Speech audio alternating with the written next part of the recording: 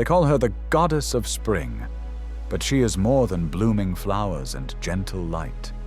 She is the rhythm of life and death, a daughter stolen, a queen crowned, a woman who walks between worlds and returns. This is the story of Persephone, goddess of the underworld, bringer of seasons, and one of the most haunting figures in all of Greek mythology. Persephone was born to Demeter, the goddess of agriculture, grain, and harvest. She was the goddess who made the earth bloom and the fields grow.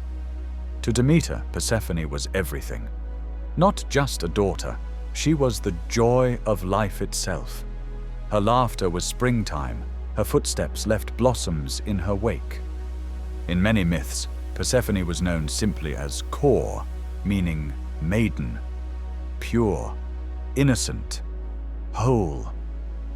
She spent her days among nymphs and nature, untouched by the chaos of Olympus or the ambitions of gods. But innocence cannot remain untouched forever. Unseen from the world above, Hades, lord of the underworld, watched Persephone. Whether he fell in love, desired her power, or sought a queen to stand beside him in his cold realm, no one can say. He asked Zeus, his brother, for Persephone's hand. Zeus gave a silent nod. And so, as Persephone wandered alone in a field, the earth beneath her split open. From the chasm rose a chariot of obsidian and flame, pulled by dark horses. Hades reached out, seized her, and dragged her into the darkness. No one heard her scream. The flowers she had gathered scattered across the grass. The earth closed behind her. Demeter searched for her daughter. She roamed the world, asking gods and mortals alike, but no one would answer. She abandoned Olympus. She forsook her duties, and the world began to starve. Without Demeter's blessing, crops withered. The soil turned to dust. The trees bore no fruit. Winter crept into every corner of the earth. The gods of Olympus pleaded with her to return, but she refused. "I will not let the world grow until I see my daughter's face again." And so, for the first time in myth, the gods feared hunger. Finally, it was Helios, the sun god who sees all, who told her the truth. Zeus allowed Hades to take Persephone.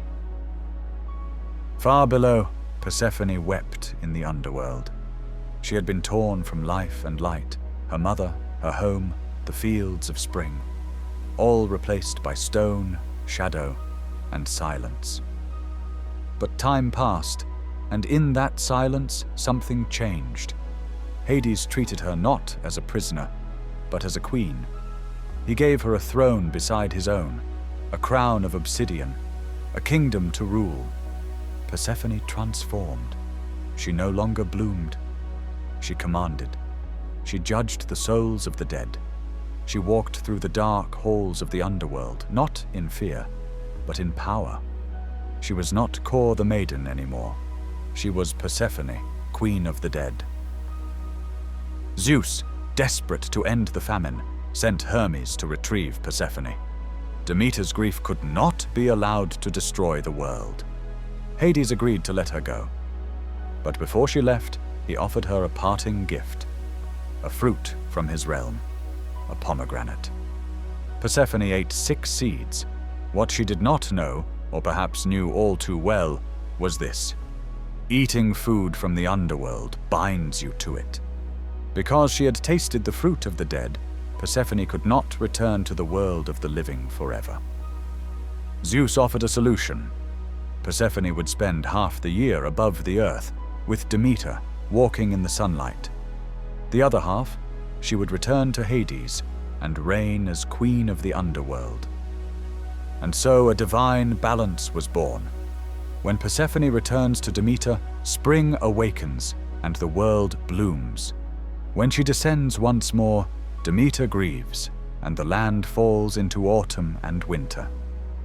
The ancient Greeks believed the changing seasons were not caused by weather, but by the heartache of a mother and the rhythmic departure of a daughter. The story of Persephone is often told as a tale of victimhood. and perhaps it is. A young woman stolen by death, a mother betrayed, a world punished. But look closer, and you find something more. Persephone, the powerless girl, becomes a goddess of judgment, rebirth, and rhythm. She does not remain in the shadows, she learns to rule them. Some myths say she came to love Hades, or at least respect him. Others suggest she accepted her fate and made it her own. She didn't return to the surface as the same girl. She returned with power in her hands and the ability to change the world. Persephone became a bridge. She connects the cycle of life and death. She is not just a goddess of spring. She is the goddess of what comes after loss, of return, of the possibility of renewal. To her followers in the Eleusinian mysteries, she offered a vision of the afterlife not ruled by terror, but by rhythm, hope, and return.